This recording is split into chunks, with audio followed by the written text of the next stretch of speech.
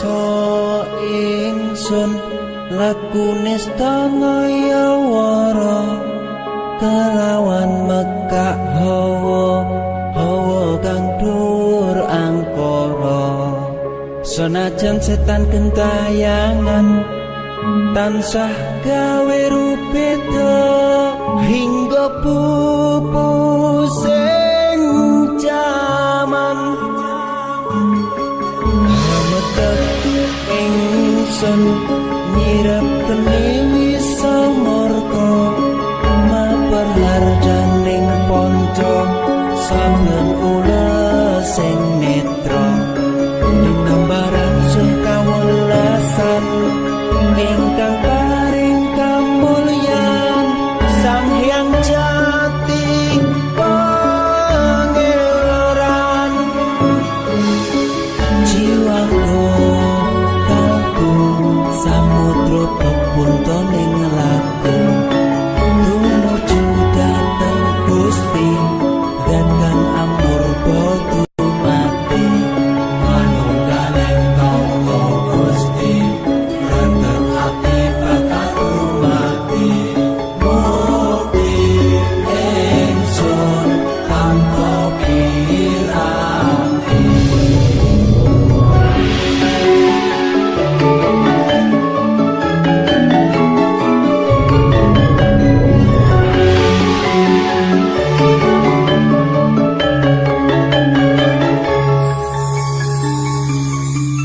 sumebyar ing sukma madu sarining perwita maneka warna prada bangun praja sampurna sangkala tidha mungsa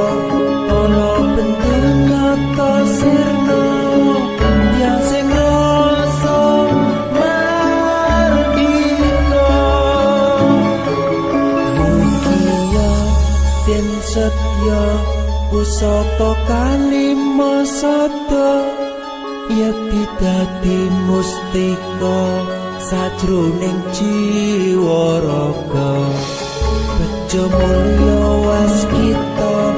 tinggaya bawa laksana biar manjing sikra antu sepung kudu tengkena iso panenung gagah bunga sumrina dadar ing wayang-wayang satria tata sembada wiyatama lan sewu kartika kataman wayu kala sepo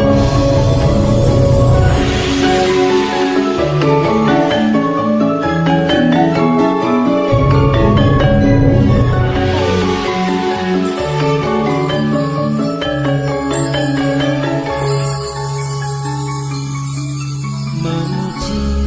ingsun kanthi suwita linuhung segara ganda arum surep dupa pumelun dilulah liyan ingsun hanging dung saka kandur ditahing Sang Hyang Agung rembesing tresno tandha luhing netra rasa-rasaning ati kadya tirta kang suci